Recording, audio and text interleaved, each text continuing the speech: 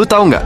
Ada satu perempuan yang dengan berani menantang hampir seluruh dunia untuk melindungi kekaisarannya yang mulai runtuh. Namanya Empress Dowager Cixi. Dan kisah hidupnya penuh ambisi dingin. Cixi lahir tahun 1835 dari keluarga Manchu kelas menengah.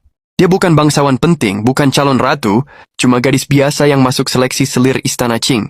Dari ratusan perempuan, dia terpilih menjadi selir Kaisar Xianfeng, bukan karena status, tapi karena kecerdikan dan kemampuannya membaca situasi. Di istana, satu hal menentukan segalanya, siapa yang melahirkan pewaris. Dan Cixi berhasil. Dia melahirkan satu-satunya putra kaisar yang bertahan hidup. Sejak saat itu posisinya langsung berubah. Dia bukan lagi selir kecil, dia ibu dari calon kaisar. Ketika Kaisar Xianfeng wafat pada 1861, putranya masih bocah. Secara resmi, kekuasaan harusnya dipegang oleh Dewan Wali.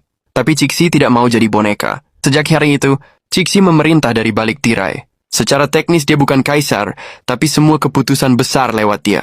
Tidak ada satupun pejabat yang berani bergerak tanpa izinnya. Selama puluhan tahun, Cixi mengendalikan di balik bayangan kekaisaran lewat dua kaisar berturut-turut, anaknya Tongzi dan keponakannya Guangxu. Tongzi wafat muda dalam kondisi mencurigakan, dan Guangxu kemudian dijadikan simbol belaka. Ketika Guangxu mencoba melakukan reformasi besar-besaran untuk menyelamatkan Qing dari kehancuran lewat reformasi 100 hari, Cixi melihatnya sebagai ancaman. Dia bertindak cepat. Guangxu dipenjara di istana. Para reformis juga kena, dan akhirnya Cixi kembali memegang kekuasaan penuh. Cixi sering digambarkan sebagai penghambat modernisasi, tapi faktanya lebih kompleks. Di satu sisi, dia menolak reformasi yang mengancam kekuasaan tradisional. Di sisi lain, dia juga mengizinkan pembangunan rel kereta, sekolah modern, dan reformasi militer, selama semua itu tidak melemahkan kontrolnya. Dia bukan anti perubahan, dia anti kehilangan kendali.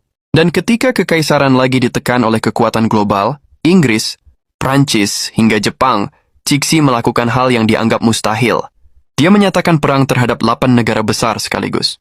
Cixi hidup dalam kemewahan. Istana Peking diubah menjadi pusat kekuasaan pemerintahan.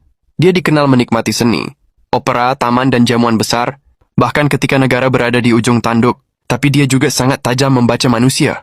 Banyak pejabat besar jatuh bukan karena salah kebijakan, tapi karena salah bicara di hadapannya. Pada akhirnya, kekaisaran Qing runtuh dari dalam. Tekanan asing, pemberontakan, dan krisis ekonomi tak terbendung. Cixi wafat tahun 1908, hanya 1 hari setelah Guangxu wafat. Kurang dari 4 tahun kemudian, dinasti Qing benar-benar tumbang. Cixi tidak pernah ingin dunia berubah. Dia hanya ingin dunia tetap berada dalam genggamannya. Dia adalah perempuan yang menahan runtuhnya sebuah zaman sendirian.